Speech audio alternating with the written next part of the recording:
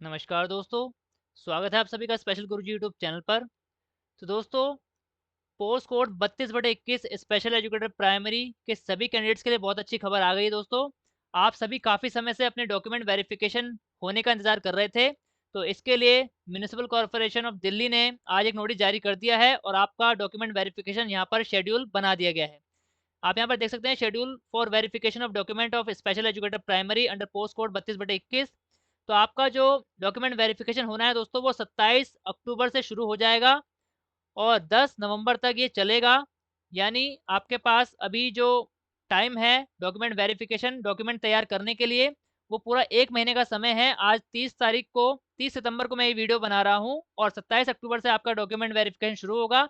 इस वीडियो में दोस्तों मैं आपको पूरा प्रोसेस बताऊँगा, क्या-क्या कागज़ कागज़ आपको तैयार करने हैं और किस तरीके से तैयार करने हैं और क्या-क्या सावधानी आपको बरतनी है डॉक्यूमेंट वेरिफिकेशन के टाइम पर, ताकि आपका कोई भी कागज़ कम ना रहे और आपका डॉक्यूमेंट वेरिफिकेशन बिल्कुल सही तरीके से कंप्लीट हो जाए। तो जो भी साथी डॉक्यूमेंट वेरिफिकेशन में भाग लेने वाले हैं, वो इस वीडियो को शुरू से आखिर तक बहुत ही ध्यान से देखिए। एक-एक चीज़ मैं आपको बताने वाला हूँ। दोस्तों 27 तारीख से आपका डॉक्यूमेंट वेरिफिकेशन होगा जो कि 10 नवंबर तक चलेगा और डॉक्यूमेंट वेरिफिकेशन का जो वेन्यू रहने वाला है MCPS Turkman gate number 1 municipal corporation का जो स्कूल है gate number 1 near gate number 6 doctor SPM civic centre new Delhi. तो दोस्तों यहाँ पर 2 एनेक्सर लगाए हैं इन्होंने, एनेक्सर ए और एनेक्सर बी। तो दोस्तों एनेक्सर बी में कैंडिडेट की लिस्ट है जो डॉक्यूमेंट वेरिफिकेशन में भाग लेने वाले हैं। अलग-अलग डेट पर अलग-अलग कैंडिडेट्स को बुलाया गया है। यहाँ पर जो लगभग 113 कैंडिडेट को एक दिन बुलाया गया है। यहाँ पर आप देख सकते हैं, सबसे पहले नाम अपना देख सकते हैं, पूरी लिस्ट है यहाँ पर एनेक्सर बी में। सबसे पहले जो डॉक्यूमेंट वेरिफिकेशन होने वाला है 27 तारीख से शुरू होगा अक्टूबर के महीने में और ओबीसी कैटेगरी के कैंडिडेट्स को बुलाया गया है। जो भी साथी ये वीडियो देख रहे हैं वो अपना नाम इस लिस्ट में देख सकते हैं।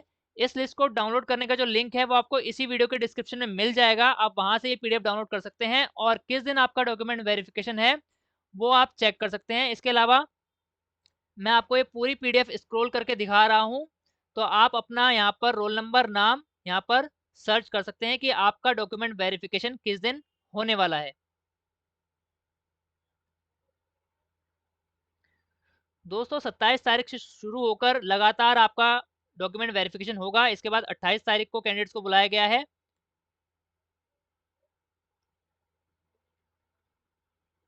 इसके बाद 31 तारीख को,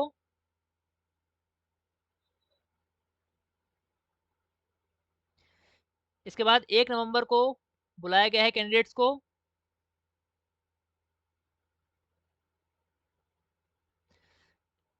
दोस्तों मैं जल्दी-जल्दी स्क्रॉल कर रहा हूँ, आप वीडियो को पॉज़ करके अपना नाम यहाँ पर देख सकते हैं। इसके बाद 2 नवंबर को आपका डॉक्यूमेंट वेरिफिकेशन रखा गया है।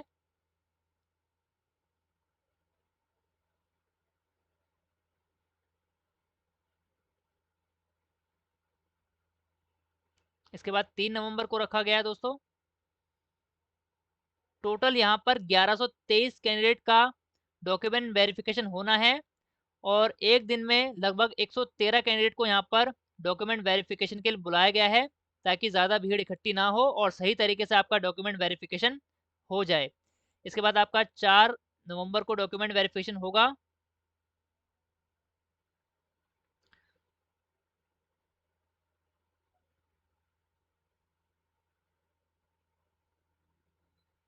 4 के बाद दोस्तों 7 नवंबर को यहाँ पर डीवी रखा गया है।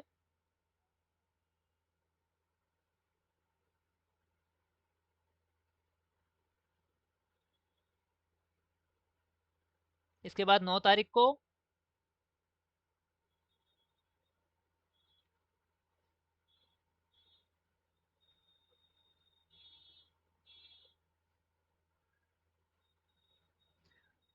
फिर 10 तारीख को रखा गया है दोस्तों डॉक्यूमेंट वेरिफिकेशन।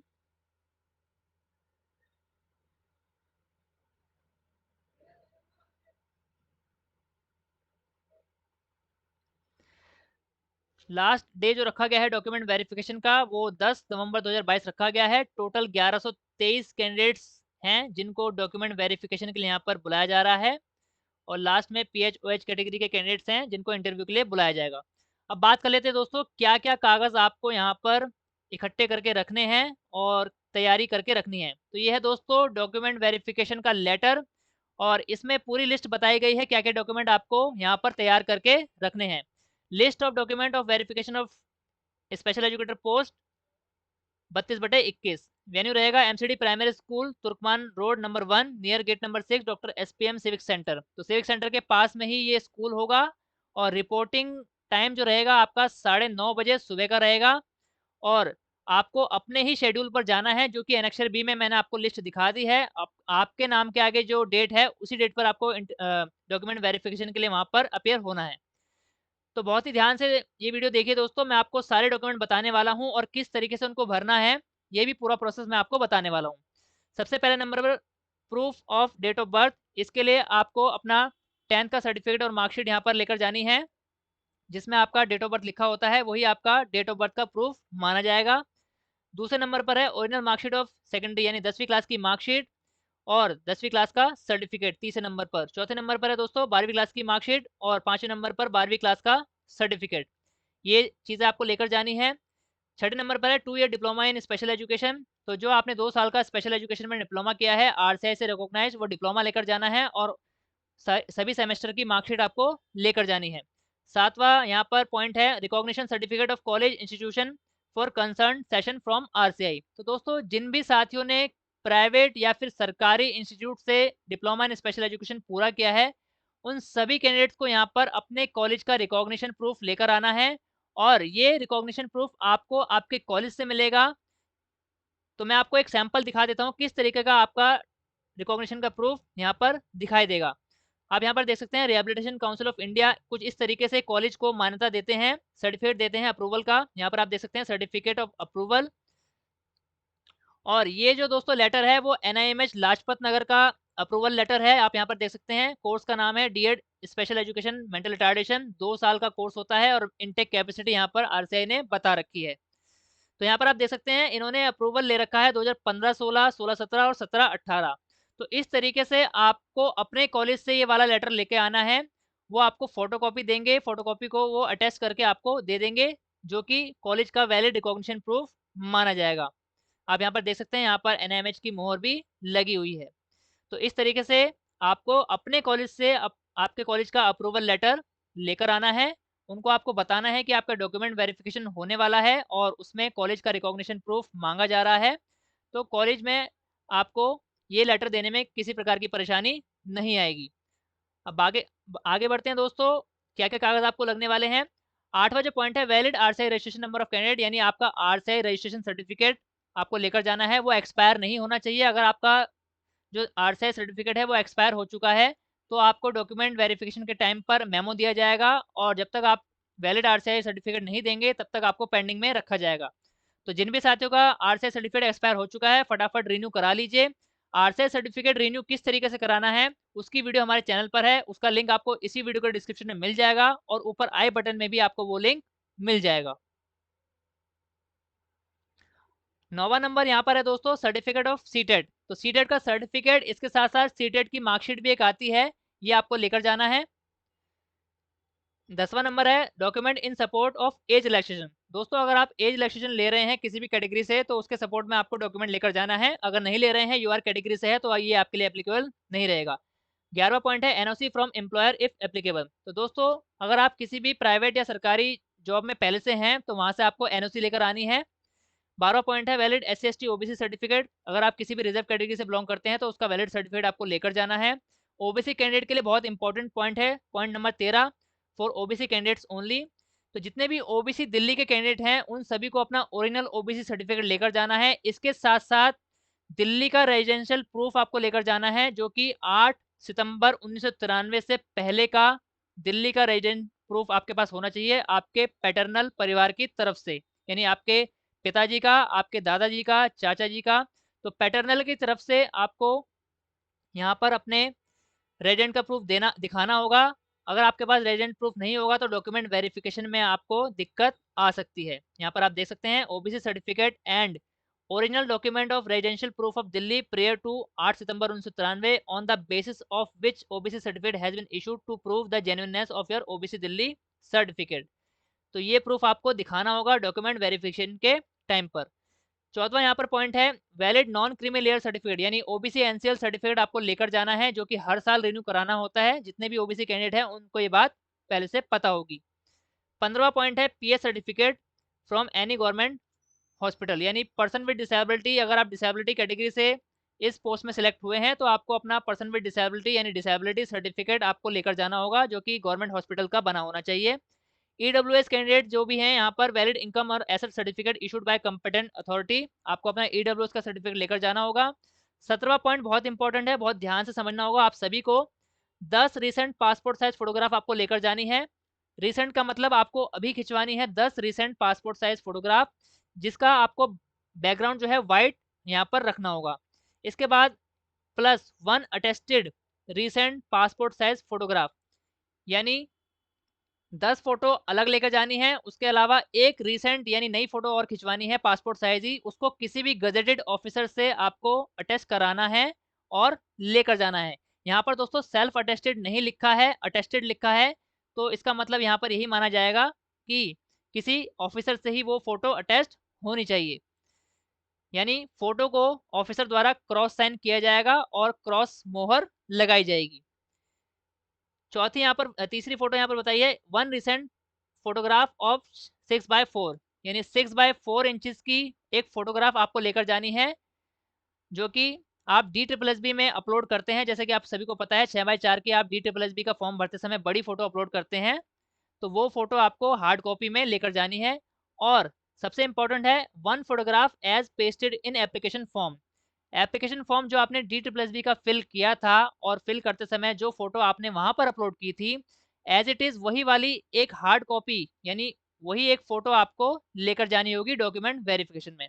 तो यहाँ पर दोस्तों टोटल 4 तरह की फोटोग्राफ्स यहाँ पर मंगाई गई हैं।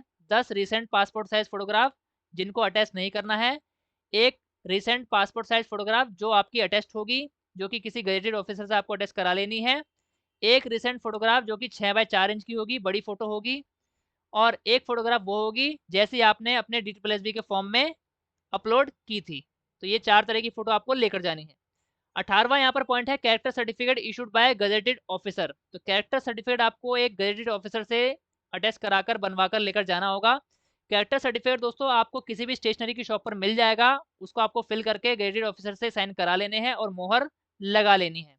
तो मैं आपको एक सैंपल दिखा देता हूँ कि आपका जो कैरेक्टर सर्टिफिकेट है वो किस तरीके का यहाँ पर होगा। तो कुछ इस तरीके का आपको कैरेक्टर सर्टिफिकेट का फॉर्मेट रहेगा, और ये भरना है आपको और गजेटेड ऑफिसर से आपको यहाँ पर इसको अटैच कराकर लेकर जाना होगा।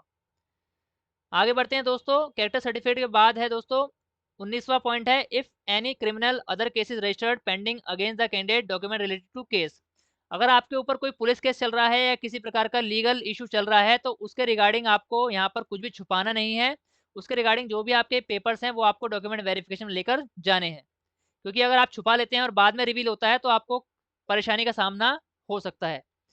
20वां यहाँ पर पॉइंट है self attested copy along with original admit card candidates copy. तो दोस्तों यहाँ पर आपका जो DSSB का एडमिट कार्ड है, ओरिजिनल एडमिट कार्ड जो आप इन्विजिलेटर ने साइन करके आपको वापस दिया था वो, और उसी एडमिट कार्ड की फोटोकॉपी को सेल्फ अटेस्ट करके आपको लेकर जाना होगा।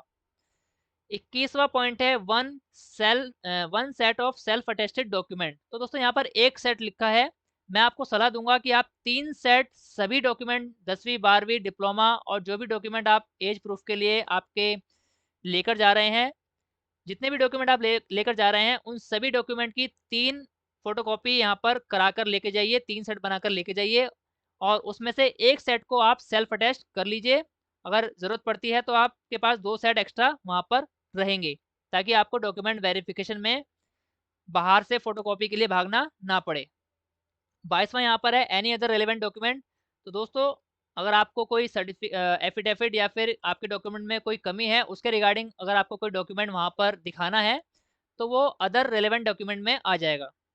23वां पॉइंट है self attested photocopy of identity proof. तो आइडेंटिटी प्रूफ आपको 2 तरह के लेकर जाने हैं, और 2 कौन से लेकर जाने हैं वो इनमें से लेकर जाने हैं। वोटर आईडी कार्ड हो सकता है, Aadhaar card, ration card, passport, driving licence, PAN card, इनमें से कोई 2 आपको आईडी प्रूफ लेकर जाने हैं, ओरिजिनल और फोटोकॉपी, जिनको आपको सेल्फ अटेस्टेड भी करना होगा। 24वां पॉइंट बहुत इंपॉर्टेंट है दोस्तों, जो कि है आपका पुलिस वेरिफिकेशन का फॉर्म, जिसको यहाँ पर अटेस्टेशन फॉर्म भी कहते हैं। 3 set of duly field attestation form for antecedent and character verification, police verification, यानी आपको इस पुलिस वेरिफिकेशन के फॉर्म के 3 सेट अच्छी तरीके से भरकर ड्यूली फिल्ड यानी अच्छी तरीके से भरकर लेकर जाने होंगे डॉक्यूमेंट वेरिफिकेशन के टाइम पर। यहाँ पर हिंदी में एक नोट लिखा है, दिनांक 1 अक्टूबर 2017 से 27 अक्टूबर 2022 के बीच यदि आपने अपना निवास स्थान बदला है तो 3 अटेस्टेशन फॉर्म से अलग प्रत्येक बदले गए निवास स्थान के लिए एक अतिरिक्त अटेस्टेशन फॉर्म लाना होगा। कहने का मतलब ये है दोस्तों कि 2017 की यहाँ पर जो डेट लिखी है और 2022 की जो डेट लिखी है, इस दौरान अगर आपने आपका जो रेजिडेंट है, अगर आप रेंट पे रह रहे थे और आपने वो चेंज किया है, तो 3 अटेस्टेशन फॉर्म तो आपको लेकर आने हैं। उसके अलावा जितनी बार आपने अपना रेजिडेंट चेंज किया है, उस रेजिडेंट के एड्रेस को दिखाने के लिए आपको अलग-अलग अटेस्टेशन फॉर्म भरकर लेकर जाना होगा। तो दोस्तों ये था पूरा यहाँ पर लिस्ट कि आपको क्या-क्या डॉक्यूमेंट लेकर जाने हैं। अब मैं आपको बता देता हूँ कि ये जो पुलिस वेरिफिकेशन का फॉर्म है, ये किस तरीके का होगा और कहाँ से आपको डाउनलोड करना होगा। तो दोस्तों ये है पुलिस वेरिफिकेशन का फॉर्म, जिसे अटेस्टेशन फॉर्म कहते हैं। इस फॉर्म को डाउनलोड करने का जो लिंक है वो आपको इसी वीडियो के डिस्क्रिप्शन में मिल जाएगा। आप वहां से ये फॉर्म डाउनलोड करेंगे और इसको अच्छी तरीके से भरेंगे। मैं आपको बता देता हूँ कि ये फॉर्म भरना किस तरीके से है। इसके अलावा अगर आपके कुछ डाउट्स हैं फॉर्म भरने के रिगार्डिंग, तो आप कमेंट बॉक्स में पूछ सकते हैं और बाकी अपने सीनियर्स से, टीचर्स से आप वहाँ पर भी सलाह ले सकते हैं, क्योंकि ये फॉर्म भरते समय आपको काफ़ी सावधानी बरतनी होगी। तो सबसे पहले आपको यहाँ पर अपनी रीसेंट पासपोर्ट साइज फोटोग्राफ लगानी होगी। इसके अलावा आपको अपना नाम कैपिटल लेटर्स में लिखना है, प्रेजेंट एड्रेस जहाँ पर आप रह रहे हैं पूरा का पूरा एड्रेस लिखना है, जिसमें विलेज, थाना, डिस्ट्रिक्ट, हाउस नंबर, टाउन, ये सब लिखना है। होम एड्रेस इन फुल, यानी अगर आपका प्रेजेंट एड्रेस यानी आप किराए पे रह रहे हैं और आपका परमानेंट एड्रेस कोई और है, तो परमानेंट एड्रेस होम एड्रेस में आएगा और जहाँ आप किराए पे रह रहे हैं वो आपका प्रेजेंट एड्रेस माना जाएगा। बी पॉइंट है, if originally a resident of Pakistan, तो मुझे उम्मीद है कि ऐसा कोई कैंडिडेट यहाँ पर नहीं होगा, तो इसको आपको नॉट एप्लीकेबल कर देना है। अब चौथा पॉइंट इंपॉर्टेंट है, particular of places with period of resident where you have resided for more than 1 year at a time during the preceding 5 year. तो दोस्तों यहाँ पर उन सभी एड्रेस का ब्यौरा आपको देना है जहाँ पर आप 1 साल से ज़्यादा रहे हैं पिछले 5 साल के दौरान। तो वो सारे एड्रेस यहाँ पर आपको फिल करने हैं। अगर आपका एड्रेस जन्म से लेकर अभी तक सेम रहा है, तो यहाँ पर फ्रॉम में आपको लिखना है बाय बर्थ और टू में लिखना है टिल प्रेजेंट। और बाय बर्थ के नीचे दोस्तों आपको अपनी डेट ऑफ बर्थ यहाँ पर लिख देनी है और टिल प्रेजेंट में आपको डेट यहाँ पर नहीं लिखनी है, यानी आप जन्म से लेकर अभी तक उसी एड्रेस पर रह रहे हैं और उसका एड्रेस यहाँ पर आपको लिख देना है। नेम ऑफ हेडक्वार्टर दोस्तों, यहाँ पर आपका जो पुलिस थाने का हेडक्वार्टर लगेगा तो वो यहाँ पर लिखना है। तो हेडक्वार्टर का पता आपको आपके जो पुलिस थाना लगता है वहाँ से मिल जाएगा। अब यहाँ पर आपको फैमिली डिटेल बतानी है, father, nationality, place of birth, occupation, क्या काम करते हैं और उनका एड्रेस। इसी तरीके से mother, wife, husband, brother, sister जो भी हैं वो आपको यहाँ पर बताना होगा।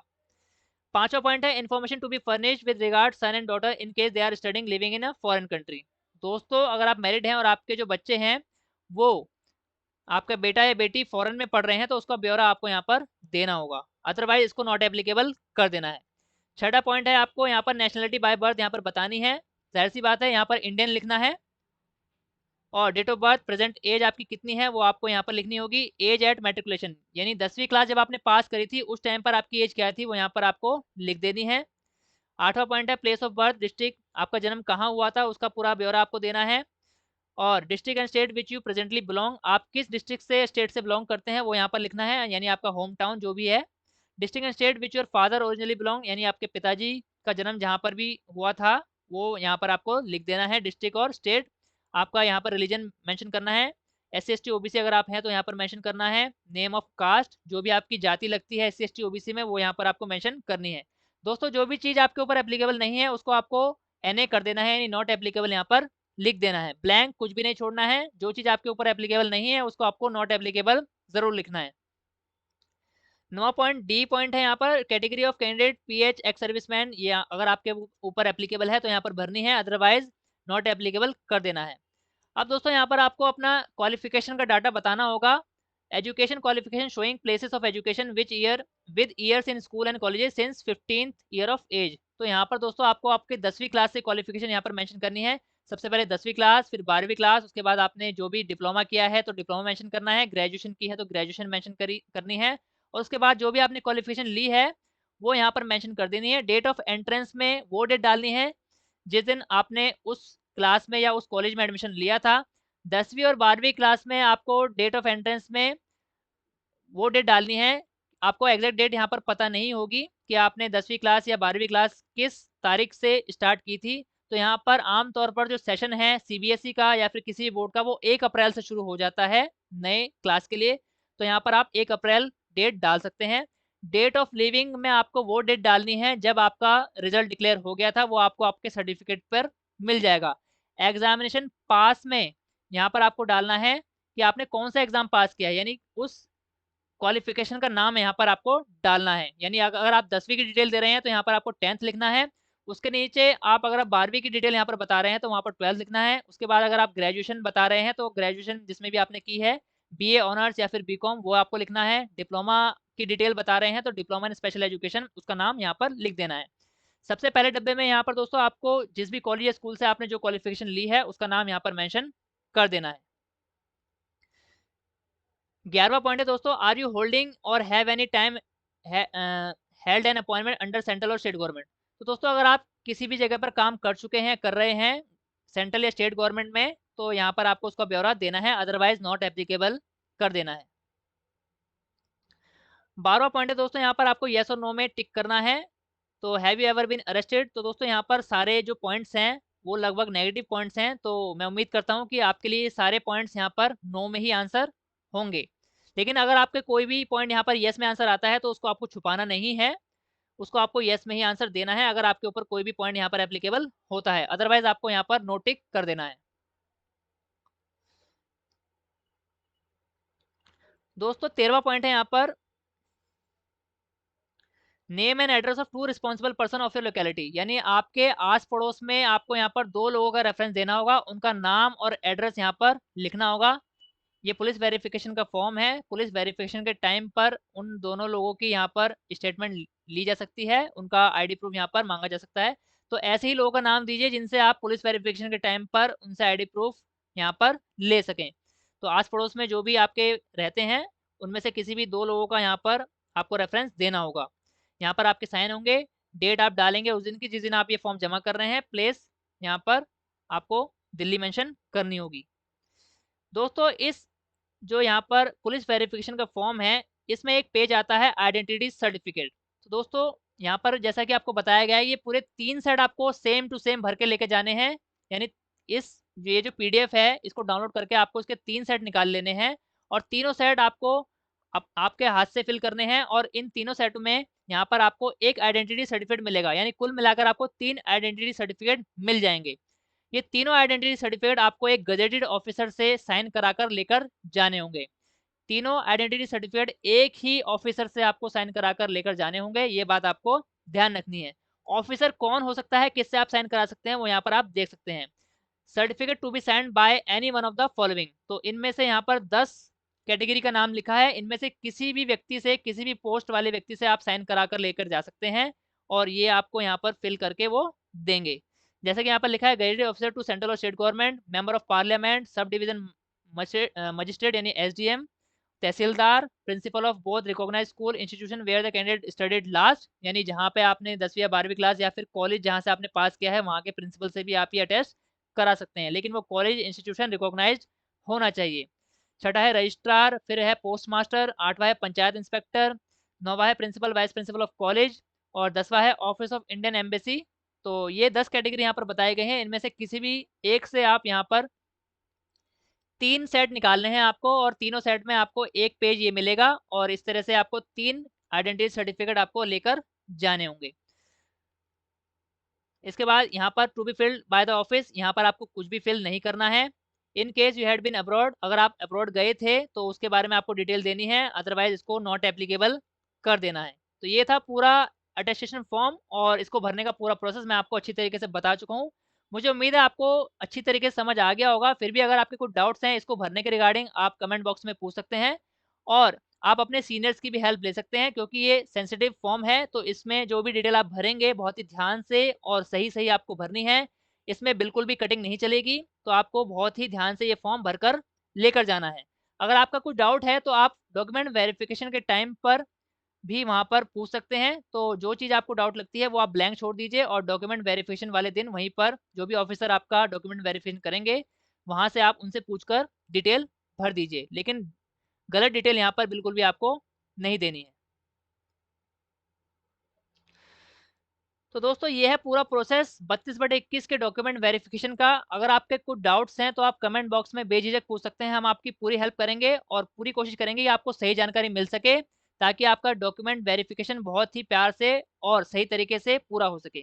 दोस्तों डॉक्यूमेंट वेरिफिकेशन वाले दिन आपके जो कुछ स्टेप बचते हैं, जैसा कि मैं आपको वीडियो हमारी पहले भी डली हुई है हमारे चैनल पे कि 32/21 में ज्वाइनिंग का पूरा प्रोसेस क्या होने वाला है, वो वीडियो आप देख लीजिए। इसके बाद आपका क्या प्रोसेस होगा वो आपको पूरा पता लग जाएगा। इसके बाद यहाँ पर जो उम्मीद की जा रही है वो आपका मेडिकल चेकअप होगा। तो मेडिकल का जो लेटर है वो या तो आपको डॉक्यूमेंट वेरिफिकेशन वाले दिन ही आपको मिल जाएगा। अगर यहाँ पर कुछ चीज़ें चेंज करते हैं एमसीडी द्वारा, तो हो सकता है कोई और तरीका वो अपनाएं कि मेडिकल बाद में कराएं या फिर पुलिस वेरिफिकेशन बाद में कराएं। तो उम्मीद यही की जा रही है कि डॉक्यूमेंट वेरिफिकेशन वाले दिन ही आपको आपका मेडिकल का लेटर मिल जाएगा और उसमें आपको आपका अलॉटेड हॉस्पिटल मिलेगा, जहाँ पे आपको जाकर अपना मेडिकल चेकअप कराना होगा। तो इस तरीके से आपका प्रोसेस होगा। आप वो वीडियो देख सकते हैं, ऊपर आई बटन में आपको जॉइनिंग का प्रोसेस किस तरीके से होगा उसका लिंक मिल जाएगा और इस वीडियो के डिस्क्रिप्शन में भी आपको वो वीडियो का लिंक मिल जाएगा। तो पूरा प्रोसेस आप देख सकते हैं, ताकि आपको पता लग जाए कि आगे-आगे क्या स्टेप आपको फॉलो करने हैं। तो दोस्तों ये थी पूरी वीडियो 32/21 डॉक्यूमेंट वेरिफिकेशन के रिगार्डिंग। मुझे पूरी उम्मीद है कि आपको पूरा प्रोसेस अच्छे से समझ आ गया होगा। मैंने पूरी कोशिश करी है कि आपको बहुत ही ईज़ी लैंग्वेज में और बहुत ही आसानी से पूरा प्रोसेस किस तरीके से आपको करना है, समझा सकूँ। दोस्तों अगर आपको जानकारी और ये वीडियो अच्छी लगी है तो इस वीडियो को प्लीज़ लाइक कीजिए। ज़्यादा से ज़्यादा अपने अपने दोस्तों तक शेयर कीजिए जो भी डॉक्यूमेंट वेरिफिकेशन में शामिल होने वाले हैं, ताकि वो बिना किसी गलती के अपने कागज़ तैयार करें और ताकि उन्हें डॉक्यूमेंट वेरिफिकेशन वाले दिन भागना ना पड़े, कोई दिक्कत उनको ना हो। तो दोस्तों ऑल इंडिया में स्पेशल एजुकेशन और सभी प्रकार की टीचिंग वैकेंसी से जुड़ी ऑथेंटिक जानकारी पाने के लिए हमारे चैनल को सब्सक्राइब कीजिए। इसके साथ साथ वीडियो का नोटिफिकेशन सबसे पहले पाने के लिए बेल आइकन को भी प्रेस कीजिए। धन्यवाद दोस्तों, मिलते हैं आपसे अगली वीडियो में।